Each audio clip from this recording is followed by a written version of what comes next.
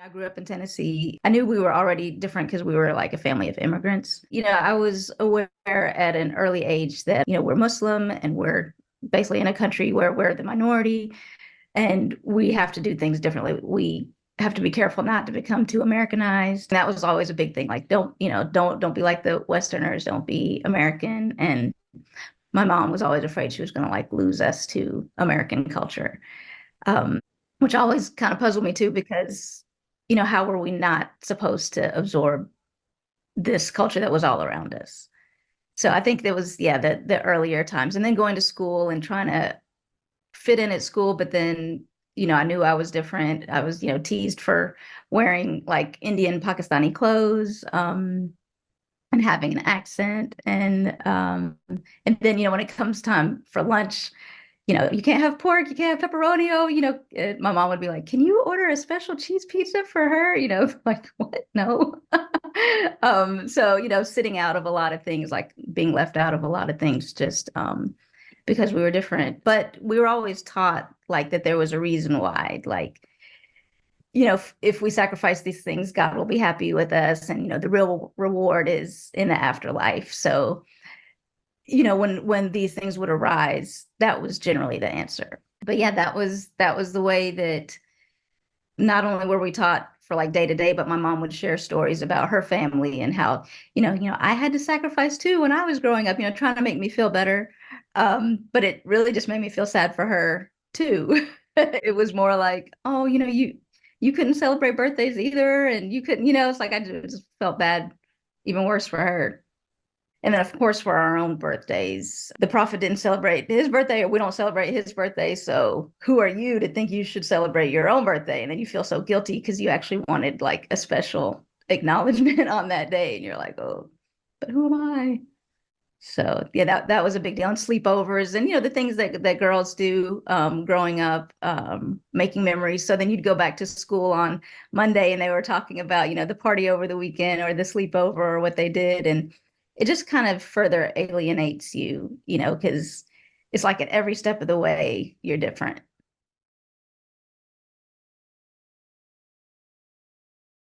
I think that just trying to balance, trying to be a kid, trying to grow up and tell yourself you couldn't do all these things. It's like you're going to go to school with these people, but you can't be too much like these people. You can't do what they do and or even want what they want or have, dreams of having this kind of career or moving away or going away to college. Like you're immersed in it, but you can only get yourself involved in the conversation so much because you can't be like, yeah, yeah, me too, me too. Like the me too has to stop. So I think that was the challenge because like inherently I didn't see why I couldn't, right? I'm like, well, this person's, same age as me. We have the same interests, like with all my friends. And, I think about now, like my Christian friends, like they were really patient with me. Like I didn't even realize it then, but like they weren't like, this is so weird. Why can't you do that? Like, they just kind of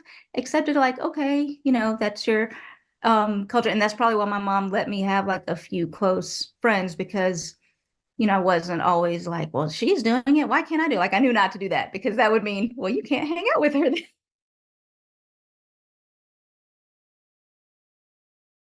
You're a girl, you're different. So was the gender roles was huge for me.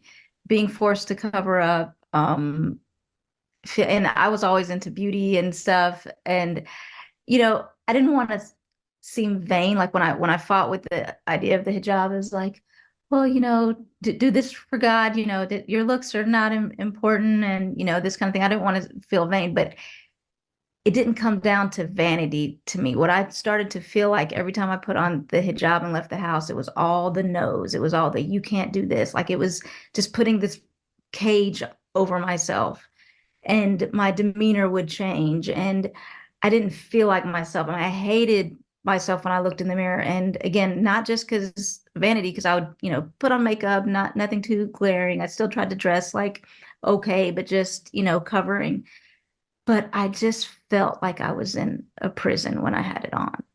And I think it was all of those it was the culmination of all those teachings I'd always been told that being less than a man. My mom would try to explain, the hadiths about, the needing more female witnesses and, all this and that, being deficient in intelligence and stuff. And I just didn't get it because I was like, but I get all A's, how can I be deficient in intelligence? And, it was just like it didn't make sense. So that kind of all of that bothered me, knowing that my future was limited because I was a female and just having like all these decisions made for me. And, partly probably because I was always like a little bit rebellious. I'm the youngest, and maybe I just, wanted to be explore and see what else is available.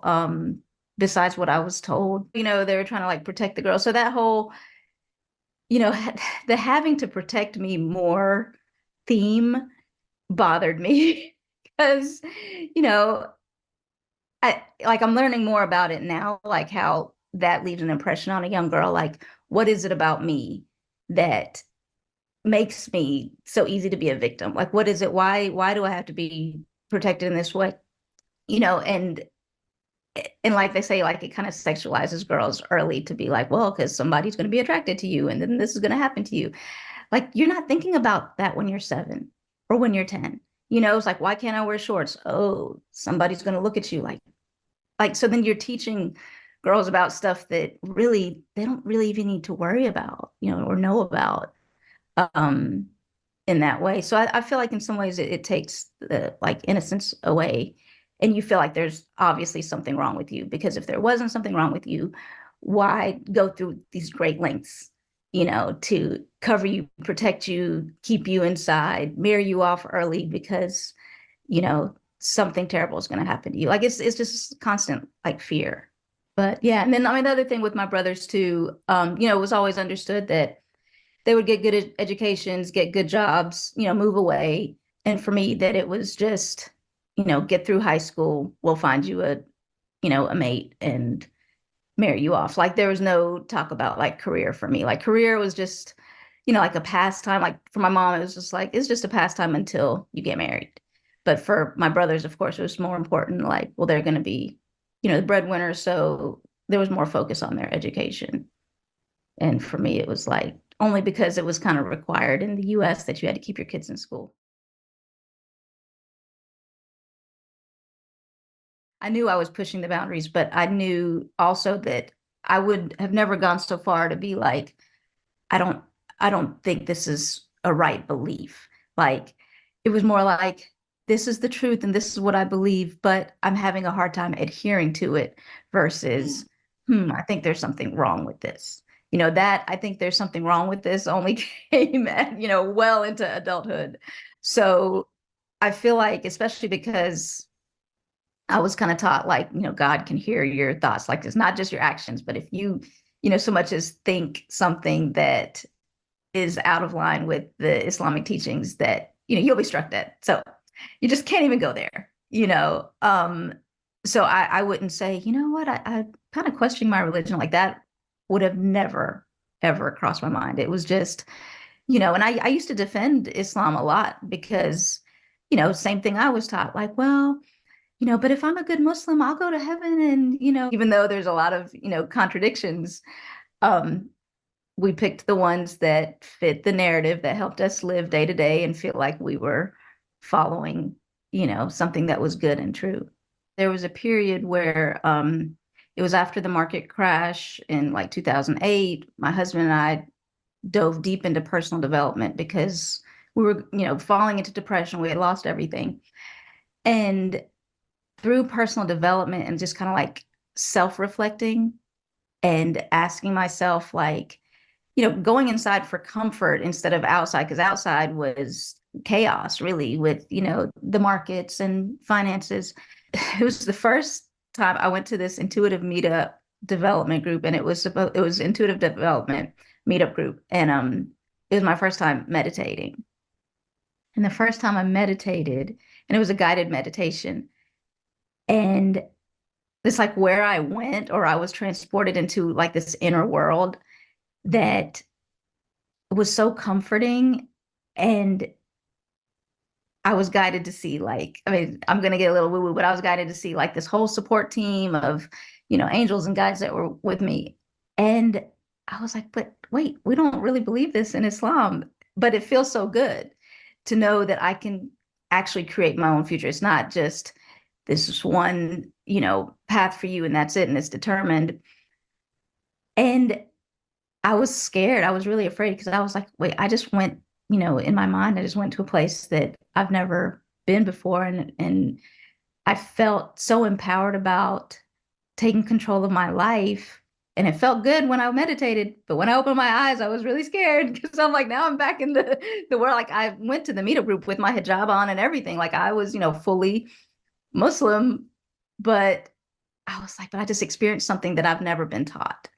And that I felt so empowered, whereas all the other teachings were that, we just have to do what, Islam says and it's very narrow.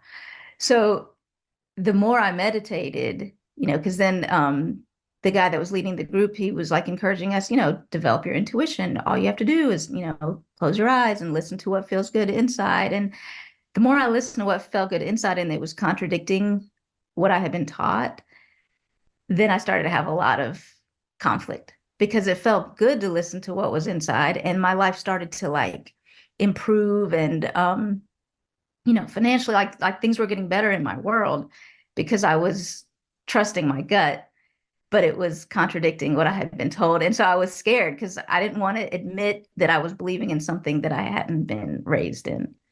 But I couldn't deny it because I mean, I'm literally getting chills right now, even thinking about it, because it was so real. It wasn't just in my head about, okay, Quran says this, Hadith says this, my mom says this, the Imam says this. It wasn't a mental thing. It was just sitting and stopping and asking my soul, like, what feels good? And it was like effortless to do, but really difficult to act on because then I'd get back in my head when it came to the action. But that turmoil like lasted me about a decade. It was hard.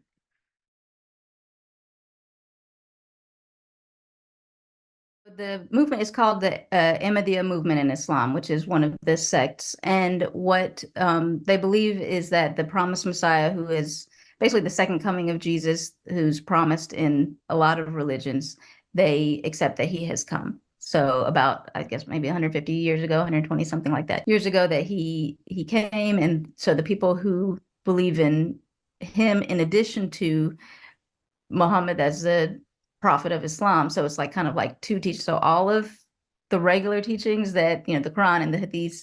And then on top of that, the promised Messiah had his own like interpretations of, you know, the beliefs. So that you just kind of like layered on. So I would say how they're similar is that it's all the same, five pillars of Islam, the five prayers, daily prayers, Ramadan, all that stuff.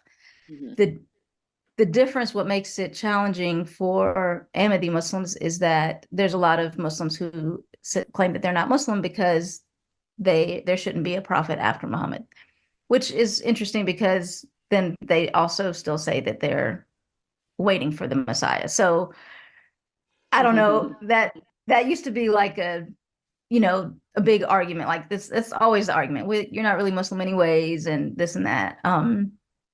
But you're also not supposed to be able to tell somebody that they're not Muslim. So there's a bunch of contradictions, but that's, for the most part. And then the other thing I think that makes the community like a little more active is that they have, a current Khalifa or Caliph, similar to like how the Pope would be, that, everyone kind of follows. And then there's like international scale, national scale, local scale of like meetings and community gatherings and stuff. So it's really, really close knit. Which that's probably for a lot of people I've spoken with, like that's the hardest about leaving because you really like these people, like you see them regularly. It's like a second family, right? For births and deaths and all kind of life rights, that's your people and they're there for you. And Hmm. that's why it's hard for people who are really, really involved to leave because then they end up, leaving like this second family that was everything. And it's no fault of the community members. It's just you don't believe in those beliefs anymore. And so you're not going to go to the events and you're not going to, it's separate. So that I think is the big challenge. I didn't know. I mean, it was only recently that I found out that you could even resign. Like, I think that's why I battled with it so long because I was like, well, I'm born into this. This is what it's going to be until I die. I had heard about people getting kicked out of the community for doing, things that were un-Islamic, but I didn't want to do anything to be kicked out. I just wanted to leave. So when I found out that you could leave by formally, writing a letter, getting your name kind of like off the books and making it official, that's when I was like, well, this is what I need to do. Partly because I had started, writing my story like over the past few years, and I noticed, just like I told you that story about meditating and starting to believe in things that were not Islamic. I was like, if this comes out in the book, either people are going to say, wait, she's Muslim and she believes this. So does that mean all Muslims believe this? And then I didn't want to misrepresent Muslims or Ahmadis by saying, this is my belief. I didn't want them to put the two together. I didn't want someone to read it and be like, wait, this is un-Islamic. We've got to kick her out of the Jamaat or out of the community.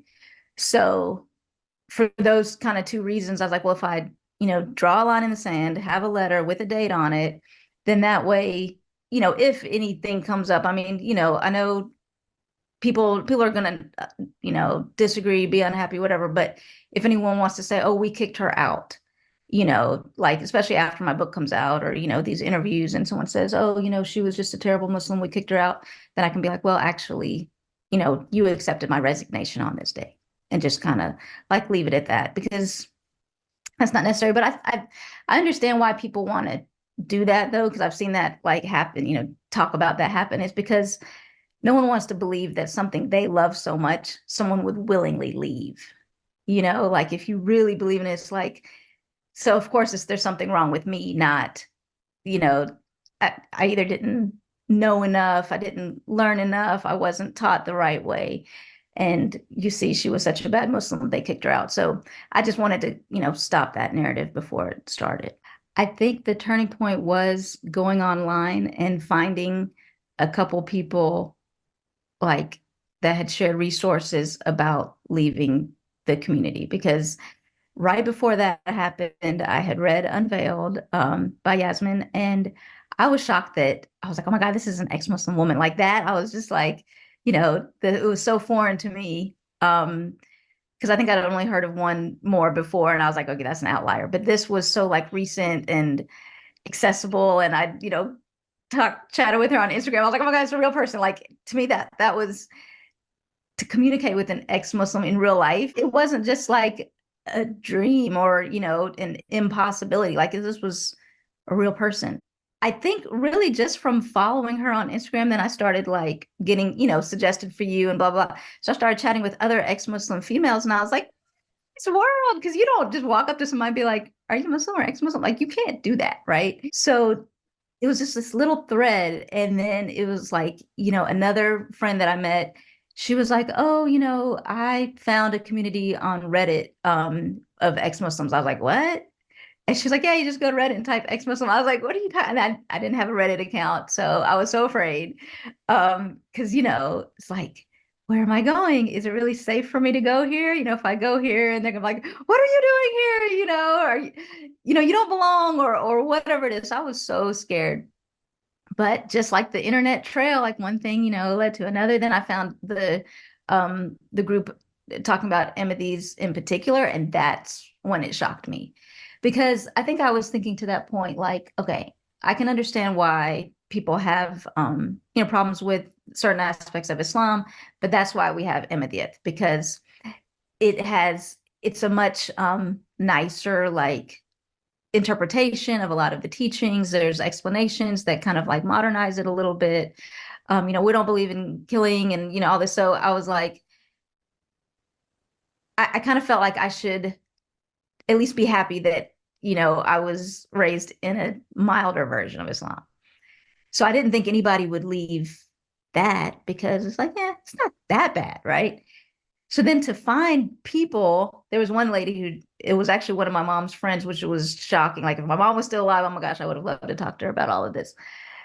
But there was, she wrote like a long, I haven't even got through her whole document, but she talked about why she left Ahmadiyya. And I was like, she was talking about things that I like intimately understood, like the live community and the, the meetings and the gatherings. And even though her reasons for leaving were different from my reasons for leaving, just the fact that you could leave, it was, I was just like mind blown. And then, led to another, led to another. And so then I found like videos online and I found like the actual resource, like this is how you resign. And I was like, wow, that's when it started becoming like real to me. And all that happened very quickly. Like it was within the past, is it year and a half now?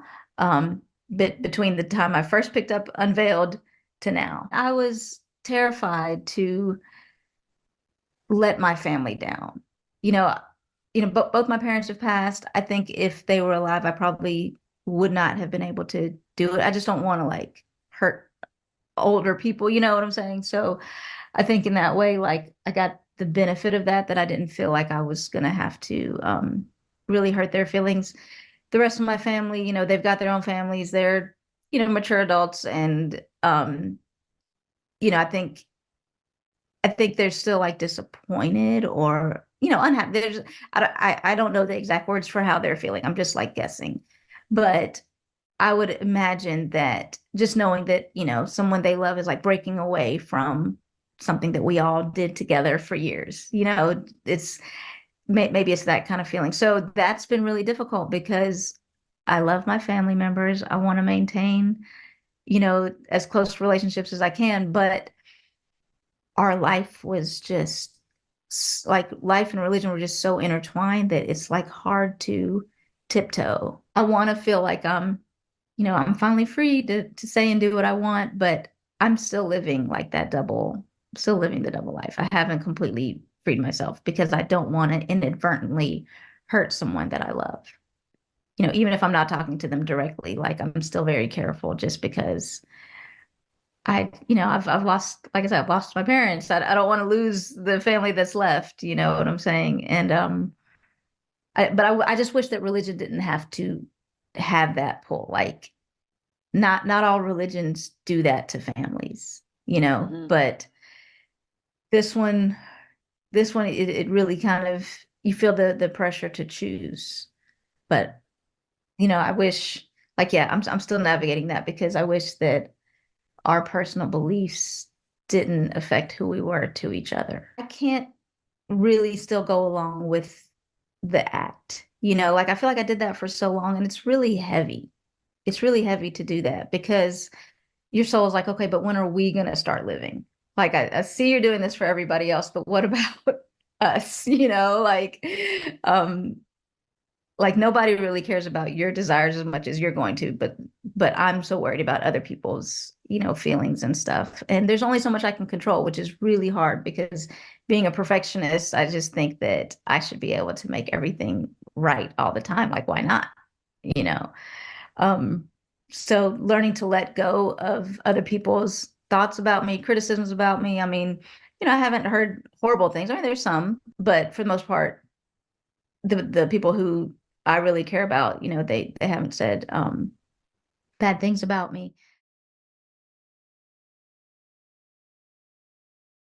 I learned about Free Hearts, Free Minds from Yasmin's book. And of course, I Googled it right away, like, oh my gosh. Um, because I really wanted to talk to someone. Like, I didn't want, how when something's just in your head, it's almost like not real, but being able to say it out loud really puts like, this is actually happening. So I wanted to be able to speak to someone and say those words. Like I remember just even my first, I think, intake call was like to be able to be acknowledged as someone who once believed this and does not now. And like that was out loud. You know what I'm saying? And the world didn't explode when I did that. Like just it was like tiny, tiny little things. And I feel like the reason I reached out, I believe looking at the website, probably what struck me was the discussion around identity, or how one of the focuses is helping regain your sense of identity. And I think that was a major one because even though inside I felt like I've been making this transition for so long, this should be, really easy because, I never fully believed in so many of these things in the first place. But it was really hard for me to say, I'm not Muslim anymore. I used to say, like, I'm Muslim plus because I've learned all these other things that are in addition to Islam, but I could not let that go. And I think just like being able to have conversations around, who am I really? Who would I have been without this kind of conditioning? I wanted that. Like, I wanted to explore that because I notice, like, when you're so in your head about what you feel like you should do and what the teachings say and what family members say, like, you lose a sense of confidence. You don't really don't have that confidence about who you are because you have to think about it. I didn't want to have to think about who I was. I wanted to know who I was. And I understood that I had to kind of unlearn some things that had become like so interwoven that I had to be able to carefully, I didn't want to pick them all apart myself because I didn't know what all was in there. Honestly, it's like I wanted support through the process because, it is scary. And, I know that I've got not only, religious trauma, but other types of trauma. And sometimes we lock it away because it is too much to look at. But again, with self-reflection, realizing I wanted to be the best version of myself, I was like, well, I need to look at these things. And I just want to make sure that the life I'm living is my own and not anyone else's. So, that was one of the aspects talking about identity. And then just, I wanted to speak to other ex-Muslims. Like I wanted to actually talk to somebody. And being that it was this going to be like a small group that was facilitated with, smart people that knew what they were doing, I felt comfortable. I felt like that was going to be a good first step on the journey, next step on the journey. I understand it's ongoing, but it was a good step for me to get comfortable even speaking those words because I wasn't looked at in horror, like, what do you mean you don't believe in Islam? Like, it was all of us were sharing our stories and we all could understand each other and relate to each other. The thing that stood out to me the most that was most helpful for me at the time was the discussion we had around like our neurons and our how we've been conditioned in our brain cells or like, all the terms, but how it could take some time to change and become a new person. And we don't have to expect that this is going to happen overnight. I think that was the science behind that, not just, it wasn't just, it's okay, honey, it's going to take some time. It's like, no, this is why it's going to take some time. You know what I'm saying? So instead of me feeling like somebody's just trying to be nice to me, it's like, no, there's like literally things are changing in your body, in your brain. You have to give it time. It's okay. It's not taking overnight. It's not supposed to. And that taking the pressure off myself. I think because the process was so much harder than I expected, like I thought, okay, I've resigned. Now I'm going to be free and live my life. What's the problem? And it did not go that way at all. Like I was like literally physically ill for weeks. It was really, really hard. And I was like, what is happening? This is what I wanted. Why am I like finding it hard to now live the life that I want? And so I was constantly beating myself up about it. Like, why would you do this to yourself if you're not going to be happy? You could have just forgot all that mess and been miserable anyways. So that the science behind it helped me to stop beating myself up and not be so hard on myself, to be more patient with myself, realizing that it was a process and that it was okay and that I was on track. Like there was not anything wrong with me, which was great to know. The other things that I really enjoyed was, sharing with other group members and just getting like kind of getting affirmation back from my peers, like even when I felt like I was rambling and they were like, I so get it. And I'm like, really? Because I'm like just speaking from the heart, not making sure if it makes any sense at all. And they're like, yes. And I'm like, oh, just to have that, right? And not feel like you just said something that made no sense. So it was really comforting. It was really comforting. And I feel like, because I was signed up with the group at the time that I was doing the resignation, like I had that support. I don't know if I would have, like, who would I have told?